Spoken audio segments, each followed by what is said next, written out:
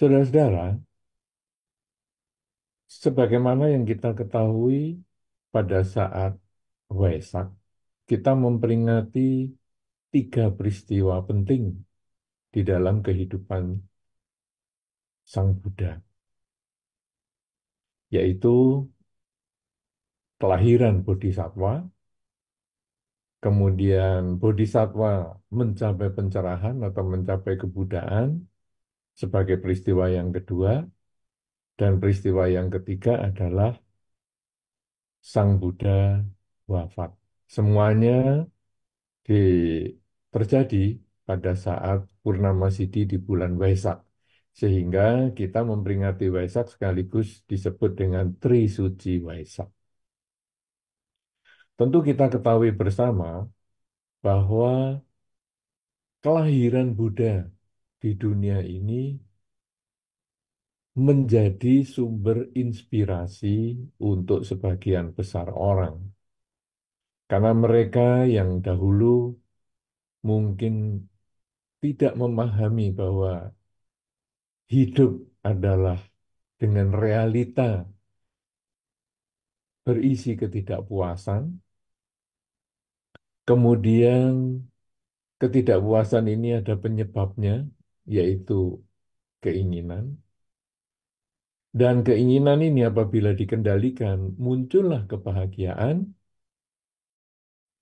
dan cara pengendalian keinginan dengan jalan mulia berunsur delapan. Empat hal ini yang dijelaskan oleh Sang Buddha ketika beliau telah mencapai pencerahan atau penerangan sempurna.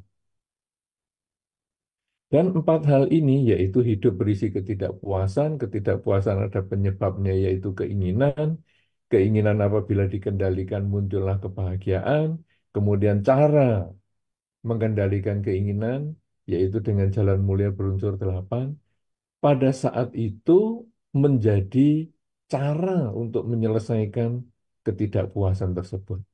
Dan pada saat itu memberikan kebahagiaan kepada mereka yang melaksanakan. Sehingga akhirnya mulai saat itu banyak orang belajar Dharma. Belajar Dharma dan diturunkan pada generasi-generasi selanjutnya untuk mencapai kebahagiaan yang sama. Dan sampai hari ini pun akhirnya kita bersama-sama juga kemudian memahami adanya empat kesunyataan mulia ini.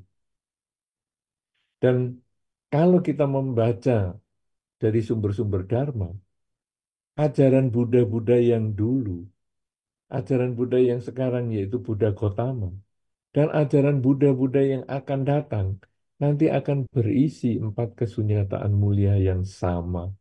Bahwa hidup berisi ketidakpuasan, ketidakpuasan ada penyebabnya yaitu keinginan, karena semakin kita punya keinginan untuk mempertahankan hal yang kita sukai, semakin stres ketika kita berpisah dengan yang kita sukai tersebut. Semakin ingin kita mempertahankan diri supaya tidak bertemu dengan mereka-mereka ataupun hal-hal yang tidak kita sukai. Semakin stres ketika kita bertemu dengan hal-hal yang kita tidak sukai tersebut.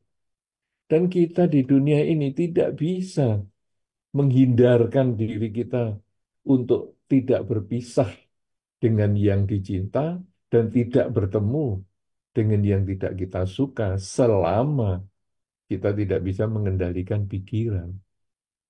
Karena hal yang kita sukai itu ternyata adalah hal yang sesuai dengan keinginan kita. Dan kalau kita ingin pertahankan terus, satu ketika dia pasti lepas dari diri kita, pasti berpisah dengan diri kita. Sedangkan hal yang kita tidak sukai, ternyata juga sumbernya dari pikiran kita sendiri. Karena hal yang tidak kita sukai itu berarti hal yang tidak sesuai dengan keinginan kita. Sehingga sejauh mana kita mau mempertahankan diri supaya tidak bertemu dengan yang tidak kita sukai, satu ketika pasti ketemu lagi karena sumbernya adalah pikiran kita sendiri. Karena itu disebutkan dalam Dhamma bahwa untuk bisa memperoleh kebahagiaan, maka sumbernya ini harus diselesaikan dulu, yaitu keinginan kita. Harus dikendalikan. Sehingga kalau keinginan kita bisa dikendalikan, maka kebahagiaan dapat kita peroleh. Nah, sekarang yang keempat ini adalah cara untuk mengendalikan keinginan, yaitu disebut jalan mulia berunsur delapan. Dan ini yang menjadi terang di tengah kegelapan. Jadi mereka-mereka yang bingung, mereka yang gimana ya cara mengatasi kesulitan dalam hidup, penderitaan hidup ini bagaimana? Karena penderitaan hidup ini dialami oleh semua makhluk, bukan hanya manusia saja. Jadi misalnya sekarang kalau kita melihat kucing misalnya, anaknya diganggu karena yang dia senangi itu adalah anaknya ataupun beberapa hal yang kita lihat di video-video yang berkembang ataupun beredar di media massa, ya, media sosial terutama, kita melihat bahwa ada induk yang sangat mempertahankan anaknya. Kapan itu kita juga melihat misalnya bagaimana seekor tupai berani melawan seekor ular yang sedang melibat akan membunuh, memangsa anak tupai ini. Anda tentu bisa membayangkan tupai itu sekecil apa dan ular itu sebesar apa dan seganas apa. Tetapi induk tupai ini tidak mau menyerah. Dia menggigit sekujur tubuh si ular supaya ular ini melepaskan lilitan ke anaknya. Sedemikian kuat si tupai mempertahankan cintanya kepada si anak, menolak kebenciannya atas masalah yang ditimbulkan oleh si ular dengan menggigit, menggigit dan terus menggigit. Dan ular ini juga menggigit si induk tupai. Tanpa melepaskan libatannya kepada anak tupai, ular ini tetap menggigit si induk tupai. Tetapi induk tupai mengabaikan gigitan ular tersebut. Dia lari ke sana ke sini dan dia menggigit lagi tubuh si ular dan terus menerus sampai akhirnya ular ini tidak tahan dengan rasa sakitnya dan akhirnya ular ini menyerah. Dia melepaskan libatan di anak tupai tersebut dan dia pergi. Dan tupai ini si induk ini kemudian menyelamatkan anaknya, membawa anaknya naik memanjat pohon untuk menyelamatkan diri. Jadi kita lalu melihat sekarang bahwa keinginan untuk tidak berpisah dengan yang dicinta dalam hal ini si induk, tupai kepada anaknya, ini demikian kuat mempertahankan dan keinginan untuk menolak yang tidak disukai yaitu induk induk tupai ini menolak untuk berpisah dengan anaknya dan membenci si ular ini juga sedemikian kuatnya sehingga itulah yang menimbulkan keberanian untuk menggigit tanpa memperhatikan risikonya. Tapi lalu kita melihat sekarang di sini bahwa berpisah dengan yang dicinta dan bertemu dengan yang dibenci ini sumbernya adalah dari keinginan tersebut. Dan bagaimana bisa mengendalikan keinginan? Inilah jalan mulia berunsur delapan. Nah, kalau binatang seperti itu, sebetulnya semua juga seperti itu, termasuk manusia. Kita sendiri ketika kita menyukai teman kita, atau kita menyukai suasana tertentu, mungkin suasana sejuk, suasana nyaman, suasana damai, kita tidak ingin berpisah dengan yang kita cintai itu. Ketika kita berpisah dengan orang yang kita cintai, ada stres. Ketika kita berpisah dengan udara yang kita rasa nyaman itu, ada perasaan yang tidak suka di dalam diri kita. Kita semua seperti itu. Dan kita bertemu dengan yang tidak kita sukai, musuh kita misalnya, atau udara yang tidak enak misalnya, atau kegagalan di dalam pekerjaan misalnya, kita pun juga menjadi tidak suka. Nah, tentu kita tidak ingin terombang-ambing oleh suka tidak suka, terus membuat kita menjadi moody, membuat kita menjadi moodnya tidak stabil. Dan itu membuat kita bisa salah dalam mengambil keputusan. Ketika moodnya kita baik, kita membuat keputusan-keputusan yang membahagiakan, tetapi kadang-kadang kita bisa menyesal di waktu belakangannya. Kemudian, kenapa ya dulu saya memutuskan seperti itu? Sebaliknya, ketika kita sedang menderita, sedang tidak suka, kadang-kadang kita juga membuat keputusan yang akhirnya kita sesali juga di belakang hari. Nah, tentu kita tidak ingin mengalami ketidaknyamanan seperti itu. Ya, misalnya sekarang kalau kita dalam kehidupan sehari-hari ya, kadang kita kan memperoleh berita-berita banyak sekali dari media sosial ya, karena kita sumbernya sekarang kita lebih banyak belajar dari media sosial. Ya, apakah dari YouTube, WhatsApp, atau apa saja lah dari media sosial kita. Nah, kemudian kadang kita menerima berita yang kita anggap bahagia. Misalnya, kita bakal gajiannya dinaikkan misalnya. Wah, dapat dapat tulisan misalnya keputusan dari perusahaan bahwa gaji naik. Kemudian kita bahagia lalu kita sebarkan ya kemana-mana. Oh ini gaji naik. Tapi itu ternyata berita bohong. Terlanjur kita sudah bahagia, kita bagikan. Ternyata berita bohong. Dan akhirnya kita stres. Sebaliknya kita juga bisa dapat berita yang tidak menyenangkan. Yang misalnya musuh kita atau di perusahaan yang tempat kita bekerja, orang yang kita tidak sukai atau suasana yang kita tidak sukai sudah diselesaikan. Orang yang tidak kita sukai di PHK-kan, dipecat. Suasana yang kita tidak sukai sekarang sudah diperbaiki. Misalnya kantinnya nggak enak ini. Wah, sekarang sudah diperbaiki. Ada rasa senang. Tapi ternyata kalau akhirnya setelah kita sebarkan itu juga berita hoax, kita jadi nyesel. Ya, kenapa dulu saya sebarkan? Tetapi kalau sekarang ada berita yang mengatakan, wih, kantin di kantor kita memang tidak enak. Kita memang tidak suka ini. Kemudian kita sharekan. Ya, wah, kita bagikan kemana-mana. Ini nanti akhirnya orang yang namanya dijelekkan itu, kantin yang dijelekkan itu, menuntut kita. Nah, jadilah kita menjadi penderitaan muncul lagi.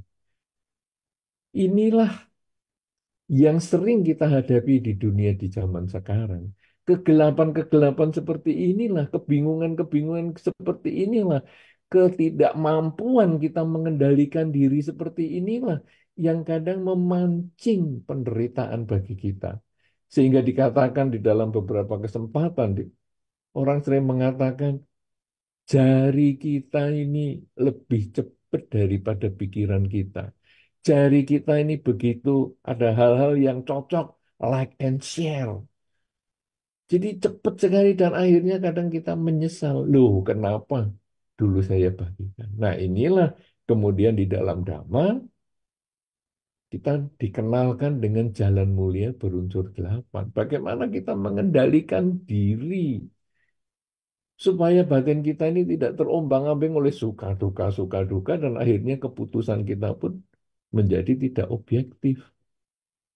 Keputusan kita menjadi subjektif berdasarkan like and dislike, suka dan tidak suka.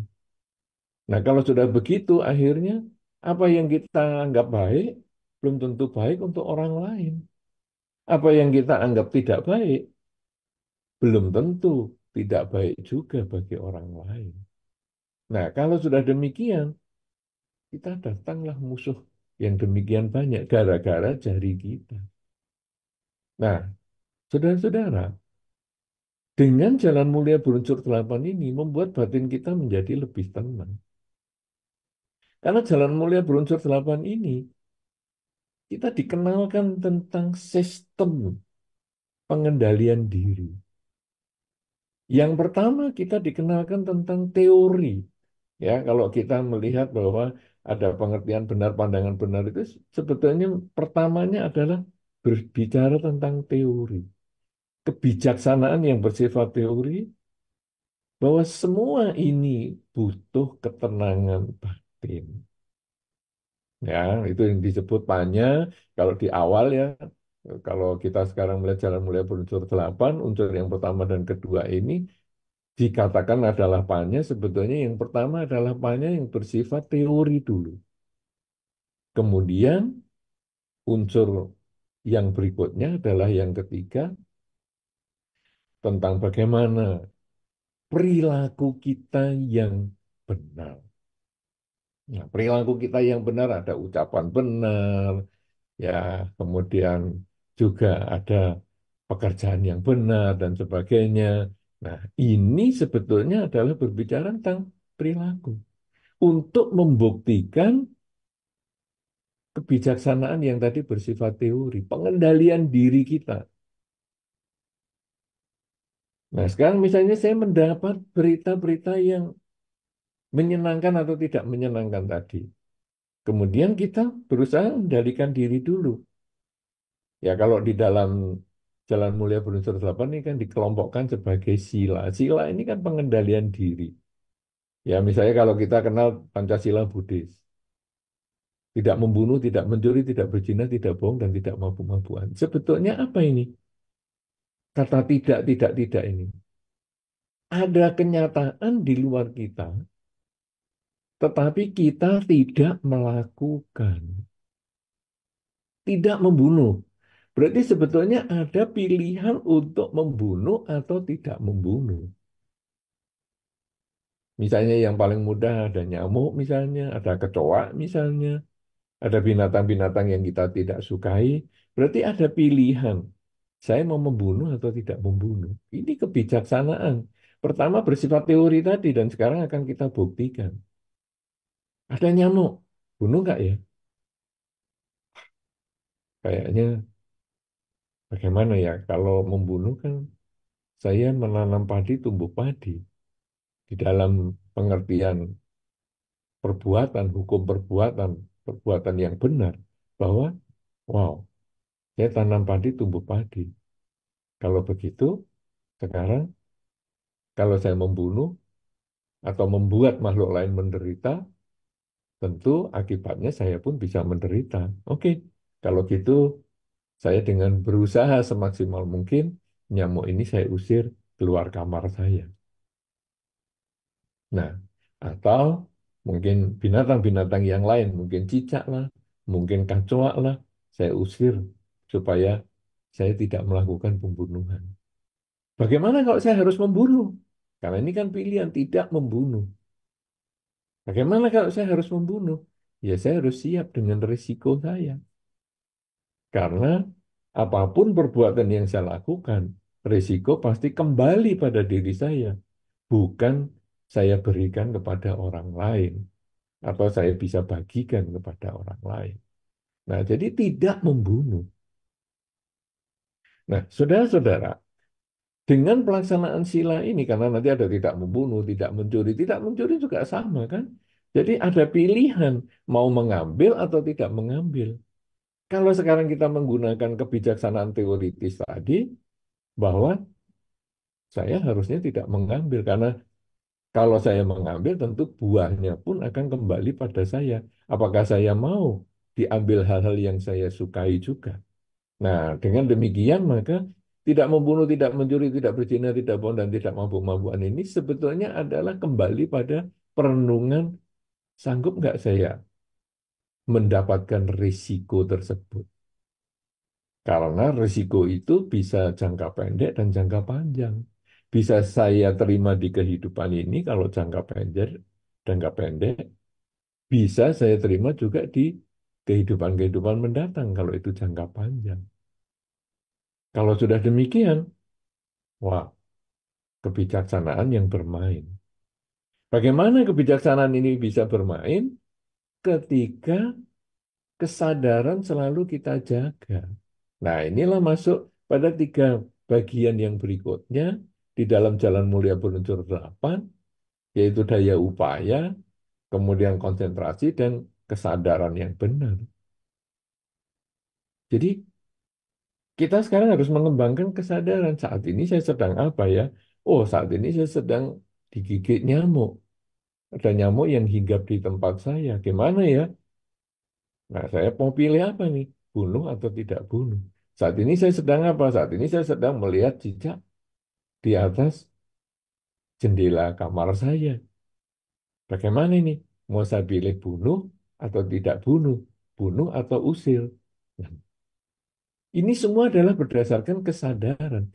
Dan ketika kemoralan dan kesadaran ini bergabung untuk bisa membuktikan kebijaksanaan yang tadi bersifat teori, maka kebijaksanaan itu akhirnya menjadi kenyataan. Dan akhirnya muncullah kebijaksanaan yang sesungguhnya. Sehingga Jalan Mulia Berunsur 8 itu disusun, kalau kita melihat susunannya adalah panya, sila, dan samadhi. Beberapa orang sering menjelaskannya, panyanya dipindah ke bawah. Jadi sila, samadhi, panya. Nah, kalau demikian, kenapa zaman Sang Buddha dulu, Sang Buddha tidak menyebutkan bahwa pengertian dan pandangan benar ini kenapa tidak di yang ketujuh dan kedelapan? Kenapa yang pertama? Nah, ternyata sebetulnya tetap yang pertama, tetapi teori untuk kita buktikan dengan pelaksanaan kemoralan, kita buktikan dengan kesadaran maksimal, sampai akhirnya menjadi kebijaksanaan yang sesungguhnya. Sehingga Jalan Mulia Berunsur 8 ini menjadi lingkaran. Dimulai dari kebijaksanaan, dilaksanakan, dan kembali kepada kebijaksanaan lagi. Nah, itulah yang menimbulkan terang bagi dunia. Karena akhirnya penyelesaian penderitaan akibat berpisah dengan yang dicinta, berkumpul dengan yang dibenci itu, akhirnya kita menemukan solusinya. Dan ternyata bukan hanya di zaman Sang Buddha saja hal ini muncul. Berpisah dengan yang dicinta dan berkumpul dengan yang dibenci itu ternyata sampai hari ini, sampai yang akan datang, akan selalu terjadi. Sehingga sekarang solusinya akan tetap sama. Nah, saudara-saudara, sekarang generasi ke generasi kita sudah jalani. Dan akhirnya sampailah pada generasi kita saat ini. Bagaimana kita membawa dhamma di dalam kehidupan kita sehari-hari. Bagaimana sekarang kita membawa cahaya spiritual di dalam realita dunia zaman sekarang. Saudara-saudara, zaman ini zaman yang cepat sekali berubah. Suka duka demikian cepat berubah. Media sosial demikian cepat mempengaruhi pola pikir seseorang. Sesuatu yang viral akan langsung mempengaruhi pola pikir kita. Kita kadang-kadang di dalam menggunakan media sosial, kita kadang-kadang mencari hal-hal yang viral. Apa sih sekarang yang viral? Nah, sekarang kalau yang viral bagus, positif, wah langsung kita share kemana-mana. Yang viral negatif, langsung kita juga komen dengan penuh kebencian. Nah, apa sekarang hasilnya?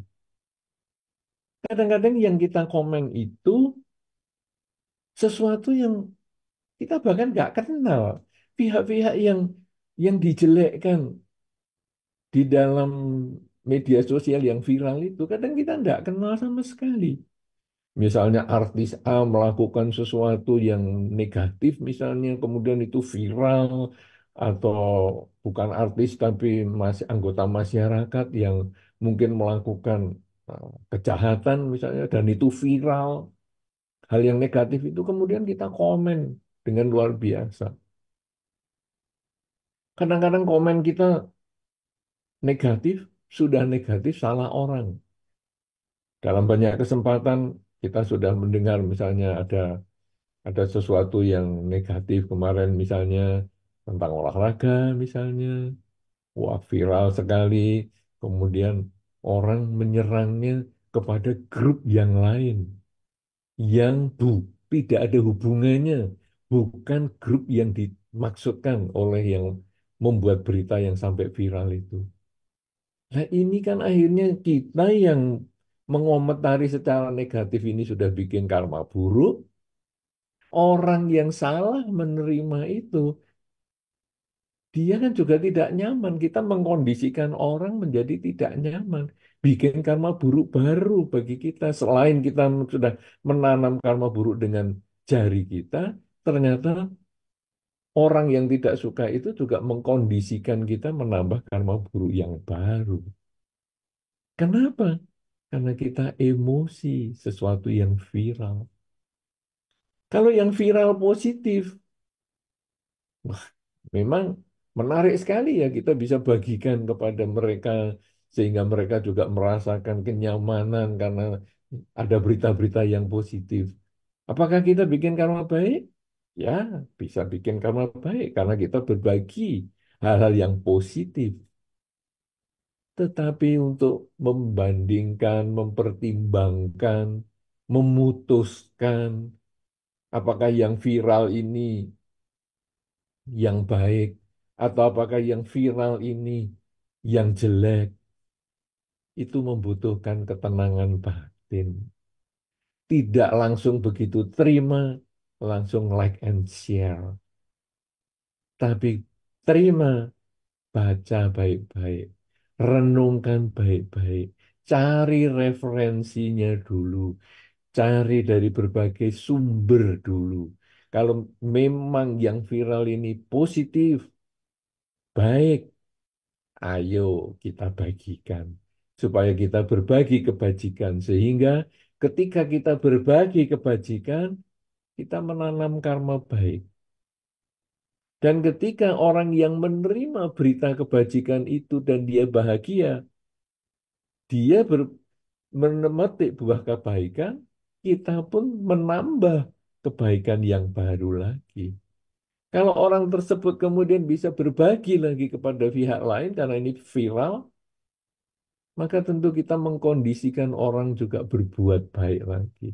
Dan ini menjadi satu kebajikan-kebajikan bagi kita. Oleh karena itu, saudara-saudara, HP di tangan kita, jari-jari kita, ini bisa menjadi kesempatan untuk berbuat baik. Tetapi ini juga bisa menjadi kesempatan kita mendapatkan karma buruk yang besar. Karena ketika kita mendapatkan berita negatif, pikiran kita tidak dijaga, kita langsung like and share, maka kita menambah karma buruk yang banyak. Kita mendapat berita baik, like and share, kita memperoleh karma baik. Kalau demikian, saudara-saudara, alat misalnya HP, ini semua sebetulnya adalah netral. Bukan baik, bukan jelek. Dia netral. Bahkan berita-berita viral sebetulnya itu netral. Disebut baik dan tidak baik, akhirnya kembali pada keinginan kita. Berita viral kita anggap baik, kenapa? Karena keinginan kita cocok. Berita viral kita anggap tidak baik, kenapa? Karena tidak cocok dengan keinginan kita. Berarti sekarang keinginan kita yang harus kita perbaiki. Nah, keinginan apa yang bisa menjadi ukuran kalau di dalam Dhamma? Ajaran Sang Buddha yang diajarkan selama 45 tahun, sejak Sang Buddha mencapai pencerahan sampai Sang Buddha wafat. Kemudian ajaran Sang Buddha yang diturunkan sampai generasi ke generasi sampai zaman kita dan sampai zaman-zaman yang akan datang. Isinya adalah bagaimana mengurangi ketamaan, kebencian, dan kegelapan batin. Jadi inti dasar ajaran Sang Buddha itu adalah mengurangi ketamaan, kebencian, kegelapan batin. Ketamaan tadi kita sudah berulang-ulang sampaikan, hal-hal yang kita inginkan, kita ingin pertahankan terus. Hal-hal yang kita sayangi, kita cintai, ingin kita pertahankan terus. Yang kita sayangi, kita cintai itu bisa bermacam-macam ya. Bisa benda, bisa orang, bisa suasana, bisa pikiran kita sendiri, ya, baik yang nyata maupun yang tidak nyata, sebetulnya yang kita senangi itu ingin kita pertahankan terus. Yang tidak kita senangi, ingin kita tolak terus. Baik itu orang, benda, pikiran, ya, dan suasana apa saja yang kita tidak sukai ingin kita tolak. Kenapa muncul suka dan tidak suka? Karena ketidaktahuan. Tidak tahu bahwa hidup ini berubah. Hidup ini tidak kekal, selalu berubah. Nah, jadi yang saya sukai saat ini mungkin nanti besok, lusa, atau 3-4 hari lagi, setahun lagi menjadi tidak saya sukai. Hal-hal yang saya tidak sukai hari ini, mungkin nanti besok, lusa, setahun, 2 tahun lagi, 10 tahun lagi, mungkin menjadi yang saya sukai. Jadi semua ini hanya karena permainan waktu, dimensi waktu. Kita menjadi suka dan menjadi tidak suka. Nah, kalau kita sudah mengerti bahwa semua itu karena permainan dimensi waktu, maka sekarang kita harus memahami hidup kita ini sebetulnya kenyataannya adalah saat ini. Tadi itu sudah lewat. Tadi kita pernah hidup, tapi sudah tidak hidup. Nanti kita akan hidup, tapi belum tentu hidup. Hidup adalah saat ini. Kesadaran pada hidup saat ini kita kembangkan dengan sering mengucap, saat ini saya sedang apa? Nah, saat ini saya sedang apa? Wah, saya nggak suka sama si A. Loh, saya nggak suka kenapa? Karena dulu dia memaki saya. Lah itu kan dulu. Itu kan yang tadi, yang sudah lewat. Loh, yang sudah lewat itu kan bukan berarti hilang, betul. Tetapi itu menjadi pelajaran. Kalau dulu dia memaki saya, kenapa? Karena saya mungkin perilakunya nggak benar. Oke, kalau gitu saat ini saya harus melakukan hal yang benar. Sehingga dia tidak punya kesempatan memaki saya lagi. Jadi masa lalu itu kita jadikan pelajaran, tapi bukan mencengkeram hidup kita sampai saat ini. Karena kalau kita mencengkeram atau dicengkeram oleh masa lalu, akhirnya umur kita bertambah, tetapi kebijaksanaan kita tetap pada masa lalu. Karena dia sudah memaki saya terus melekat dengan masa lalu itu. Padahal saat ini kan sudah berbeda. Saya hanya menjadikan masa lalu itu sebagai pelajaran, supaya saya tidak dimaki lagi. Sebaliknya saya suka dengan si A ini atau si B yang saya sukai. Kenapa? Karena si B dulu pernah memuji saya.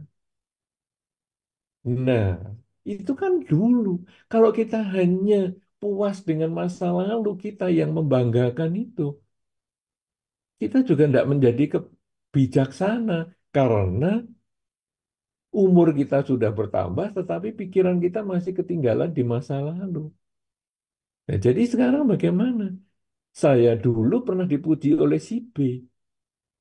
Kalau demikian, apa yang menyebabkan si B memuji saya? Perilaku saya, ucapan saya, cara berpikir saya baik. Oke, kalau gitu, saya harus mempertahankan kalau bisa meningkatkan kebaikan saya lewat pikiran, ucapan, dan perilaku saya sehingga hidup saya semakin hari semakin baik. Nah, jadi masa lalu itu menjadi pelajaran untuk perbaikan saat ini. Bukan untuk membuat kita muncul suka dan tidak suka yang mencengkeram diri kita. Dengan demikian batin kita menjadi netral. Masa depan juga sama. Masa depan memang belum datang, tetapi itu menjadi pelajaran. Kalau si A tadi di masa lalu memaki saya, si A mungkin di masa depan juga memaki saya. Mungkin, tapi sekarang kan belum. Jadi sekarang saya bisa memperbaiki diri supaya di kesempatan yang akan datang si A tidak memiliki alasan untuk memaki saya. Sebaliknya si B memuji saya di masa lalu. Saya sekarang perbaiki di masa sekarang. Supaya di masa depan potensi penghargaan itu semakin besar. Jadi yang buruk di masa lalu kita perbaiki saat ini, yang baik di masa lalu kita tingkatkan saat ini untuk membangun masa depan yang lebih baik. Nah, kalau kita bisa memahami bahwa hidup saat ini, maka kebencian dan kesukaan ini menjadi lebih netral. Ketika kita mendengar berita yang baik, kita lebih tenang karena kita bisa sadar saat ini sedang apa. Dan kalau itu benar-benar baik dengan referensi yang cocok, kita bisa bagikan, mengkondisikan pihak lain bahagia. Kalau kita menerima berita-berita yang buruk, kita juga tetap tenang dulu. Kita pertahankan kondisi batin kita supaya netral. Dan kalau buruk, mungkin kita tidak bagikan kepada pihak lain supaya tidak mengkondisikan karma buruk kepada orang lain. Kalau sudah demikian, saudara, media sosial ini juga menjadi netral. Batin kita menjadi seimbang. Kita bisa menjadi cahaya spiritual, bisa memancarkan cahaya spiritual dalam realita dunia. Karena kita hanya membagikan yang baik dan menahan yang buruk ini tidak kita bagikan. Nah, dari mana inspirasi ini bisa muncul? Inspirasi ini muncul karena dengan ajaran Sang Buddha. Kita dengan mengikuti riwayat Sang Buddha, yaitu ketika Waisak Sang Buddha, kita peringati kelahirannya, pencapaian pencerahannya, dan wafatnya. Dan yang beliau ajarkan adalah empat kesunyataan mulia. Dan ini kita menjalankan jalan mulia berunsur delapan ini di dalam kehidupan sehari-hari untuk bisa mengatasi ketidakpuasan yang tadi kita sudah sampaikan di dalam jalan mulia berunsur delapan ini kan unsur yang keempat dari empat kesunyataan mulia yang hidup berisi ketidakpuasan. Ketidakpuasan ini ada sebabnya, yaitu keinginan. Keinginan bisa dikendalikan, maka muncullah kepuasan. Dan pengendalian keinginan ini dengan jalan mulia berunsur delapan. Dan jalan mulia berunsur delapan ini berisi kebijaksanaan bersifat teori, dilaksanakan dengan kemoralan dan konsentrasi untuk mencapai kebijaksanaan yang bersifat real.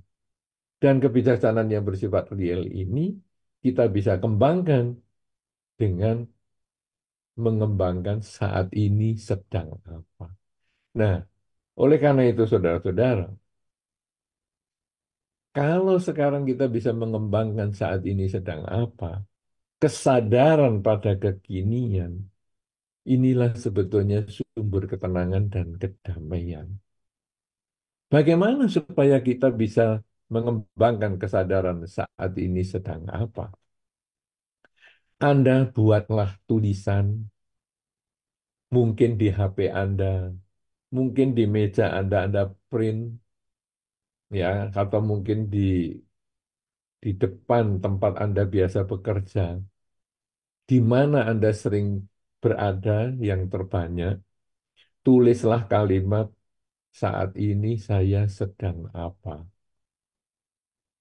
Supaya Anda pada waktu senggang, waktu Anda sedang tidak sibuk, Anda ketika melihat di meja kerja Anda, lalu tertulis saat ini sedang apa.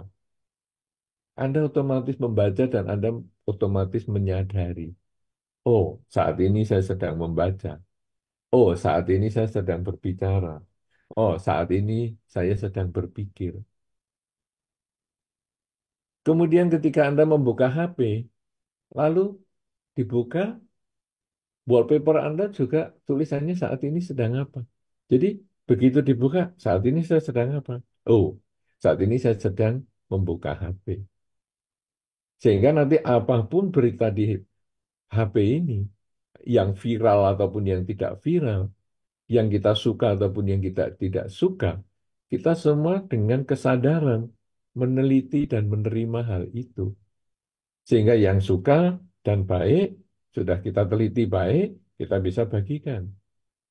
Yang kita suka, kita teliti, ternyata ini tidak benar, ya tidak kita bagikan, kita delete saja, atau kita hapus. Kemudian yang tidak suka, kemudian kita periksa, tidak baik, ya kita tidak usah bagikan. Tidak suka, benar, ya tidak usah kita bagikan. Karena ini juga mungkin tidak nyaman kalau kita bagikan ke orang lain. Jadi ini semua ada pertimbangannya semua. Dan kalau sudah demikian, maka kalimat yang saat ini saya sedang apa, ini menjadi sangat kuat pengaruhnya pada kehidupan kita. Membangkitkan kesadaran sekaligus membangkitkan ketenangan untuk diri kita, sadar dan tenang, sekaligus kita bisa mengkondisikan pihak lain sadar dan tenang ketika kita hanya membagikan hal-hal yang baik dan tidak membagikan hal-hal yang buruk. Ini adalah cara yang paling sederhana. Tetapi kalau ingin yang lebih mendalam tentang hal ini, saat ini saya sedang apa, maka Anda bisa melakukan latihan konsentrasi yang disebut dengan meditasi atau bhavana yang tadi Anda pada saat sebelum acara ini ataupun sharing dhamma ini dimulai, Anda sudah melakukan itu beberapa saat, yaitu meditasi. Lakukan itu pagi bangun tidur, malam mau tidur. Sering ucapkan saat ini sedang apa? Saat ini saya sedang bernafas. Saat ini saya sedang apa? Saat ini saya sedang menarik nafas.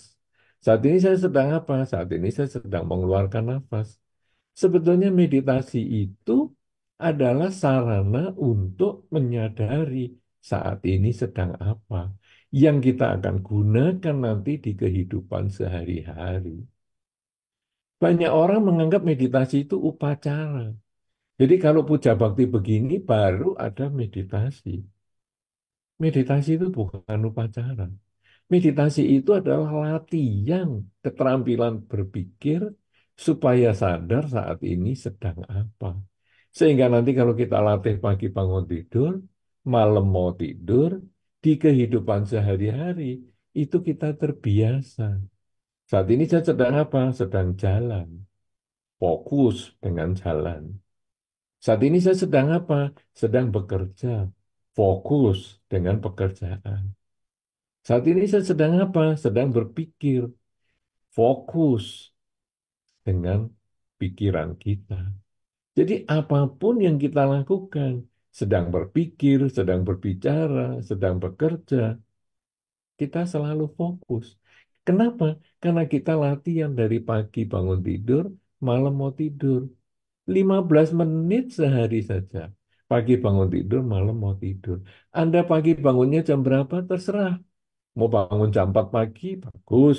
15 menit untuk latihan konsentrasi. Anda bangunnya jam 7 pagi, enggak apa-apa. Latihan 15 menit konsentrasi. Anda bangunnya jam 11 siang, ya tidak apa-apa. 15 menit ditambah untuk latihan konsentrasi. Demikian pula ketika Anda akan tidur. Anda tidur jam berapa? Jam 6 sore sudah mau tidur. Tidak masalah. 15 menit dulu untuk konsentrasi. Saat ini saya sedang apa? Saat ini saya sedang narik nafas. Saat ini saya sedang mengeluarkan nafas 15 menit. Anda tidurnya jam 8 malam. Tidak masalah. 15 menit gunakan sebelum tidur. Sadar saat ini sedang apa? Nafas masuk, nafas keluar. Anda tidurnya jam 2 pagi. Tidak masalah. Gunakan 15 menit sebelum tidur. Saat ini sedang apa? Nafas masuk, nafas keluar. Hanya seperti itu saja. Sangat sederhana. 15 menit pagi bangun tidur, malam mau tidur, Anda bisa memancarkan cahaya spiritual ke dalam realita dunia. Dengan hanya 15 menit pagi bangun tidur, malam mau tidur, Anda bisa menjadi terang di kegelapan. Karena Anda hanya bisa memberikan yang baik di dalam perilaku Anda, bisa memberikan ucapan yang baik, bisa memberikan cara berpikir yang baik kepada orang-orang di sekitar Anda.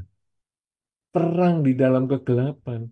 Anda menjadi mercusuar, Anda menjadi sumber cahaya.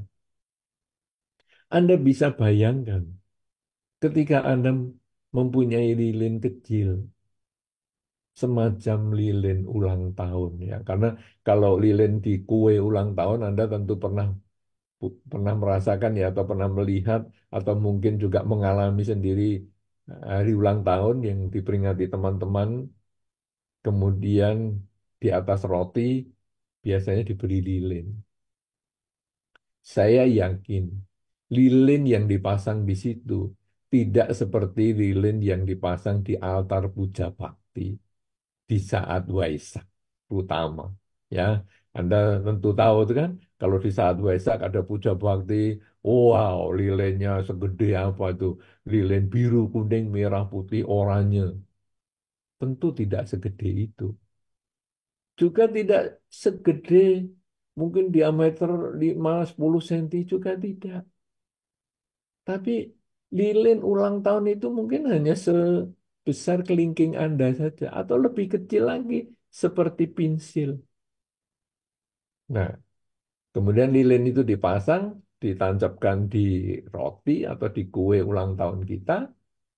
Kemudian setelah semua pada menyanyi, nah kemudian api yang ada di lilin itu kita tiup. Sangat mudah karena lilinnya kecil hanya sebesar pensil mungkin diameternya atau lebih kecil lagi. Nah, sekarang kita membawa lilin kecil itu yang paling kecil ya, sebesar pensil atau lebih kecil tadi, kita nyalakan.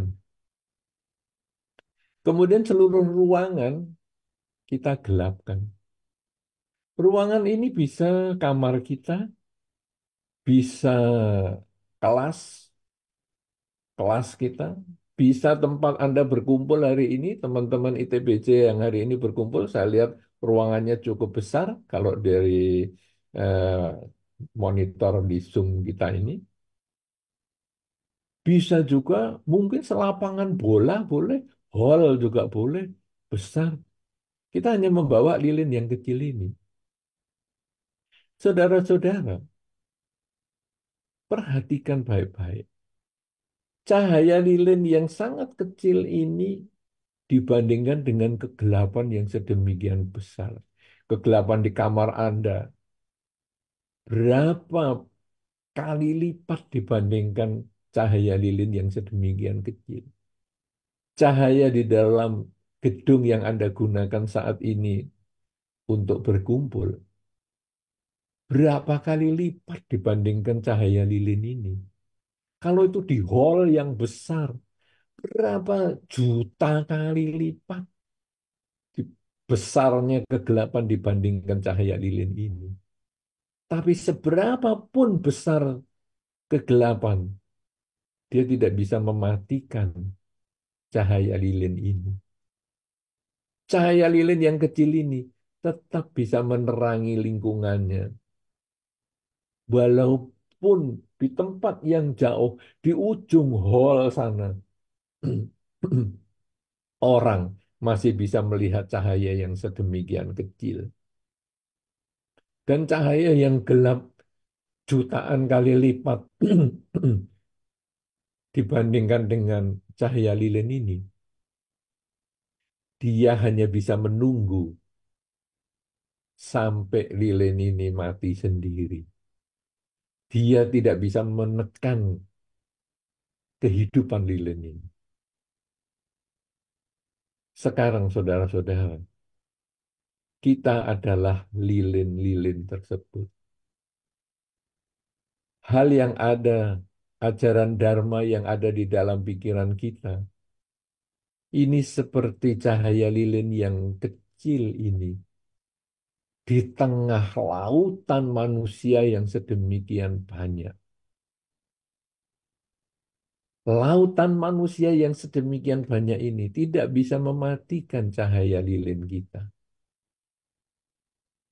Cahaya lilin kita ini hanya bisa kita matikan sendiri oleh diri kita. Kita tiup dan kita matikan lilin itu. Artinya, pencerahan di dalam Dharma, pemahaman kita pada Dharma, pengertian kita pada hidup saat ini di dalam Dharma, tidak akan bisa dimatikan oleh siapapun juga, kecuali kita sendiri yang tidak ingin